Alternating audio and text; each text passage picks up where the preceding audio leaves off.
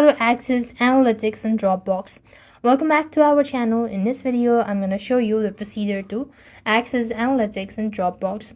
Now, you can access Dropbox Analytics by checking individual file folder activities or dropbox.com for personal account, or by using the admin or console. What you want to do is open your browser, type in dropbox.com, log into your account. After which you want to navigate to the item you want to check. So click on the menu bar at the top and go to My Dropbox. From here, you want to go ahead and locate the file that you want to access, right?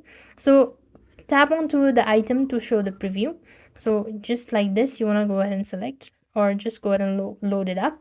Double click onto it or tap onto it, and here you could just go ahead and visit dropbox.com/event for a broader log of your account's activity, including app connections and linked computers as well. So this way you could access analytics in Dropbox.